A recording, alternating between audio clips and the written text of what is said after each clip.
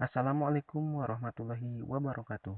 Halo semuanya, selamat datang dalam materi yang akan saya presentasikan pada kesempatan kali ini, yaitu tentang ruang lingkup manajemen risiko keuangan.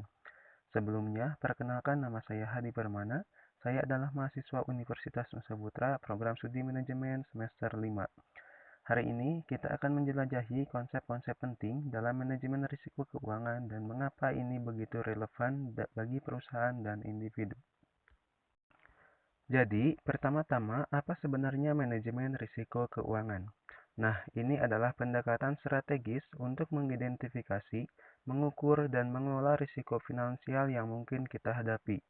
Risiko finansial bisa berasal dari berbagai sumber, dan jika tidak dikelola dengan baik, dapat berdampak negatif pada profitabilitas, likuiditas, dan kelangsungan bisnis. Tujuan manajemen risiko keuangan. Mengapa kita peduli tentang manajemen risiko keuangan? Tujuannya adalah untuk melindungi nilai keuangan kita, memaksimalkan peluang, dan meningkatkan daya saing. Ini berarti bahwa dengan manajemen risiko yang baik, kita dapat menghindari atau mengurangi kerugian finansial yang mungkin timbul akibat risiko. Mari kita lihat komponen utama dalam manajemen risiko keuangan. Pertama, kita harus mengidentifikasi risiko. Ini berarti kita perlu mengenali semua potensi ancaman bagi keuangan kita. Setelah itu, kita mengukur risiko tersebut, menghitung seberapa besar kerugian yang mungkin terjadi dan seberapa besar kemungkinannya. Kemudian, langkah selanjutnya adalah pengelolaan risiko. Ini berarti kita bisa mengambil tindakan untuk mengurangi, mentransfer, atau menghindari risiko tersebut. Terakhir, kita perlu memantau risiko secara terus-menerus untuk memastikan bahwa strategi manajemen risiko kita efektif. Ada beberapa jenis risiko keuangan yang perlu kita ketahui. Pertama adalah risiko pasar, yang berkaitan dengan fluktuasi harga aset seperti saham dan mata uang.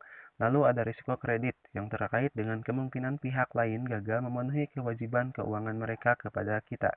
Risiko operasional mencakup risiko yang muncul dari proses dan sistem internal perusahaan. Sementara risiko likuiditas berhubungan dengan ketersediaan dana yang cukup untuk memenuhi kewajiban finansial. Strategi manajemen risiko. Untuk mengelola risiko, kita memiliki beberapa strategi yang dapat digunakan. Pertama, kita dapat mentransfer risiko dengan menggunakan asuransi atau derivatif. Ini berarti kita membayar premi atau biaya kepada pihak lain untuk mengambil risiko tersebut. Kedua, kita bisa mengurangi risiko dengan diversifikasi, yaitu dengan berinvestasi di berbagai jenis aset sehingga risiko terkonsentrasi dapat dihindari. Terakhir, ada pilihan untuk menerima risiko, yang berarti kita siap menghadapi risiko tersebut jika itu adalah bagian dari strategi kita.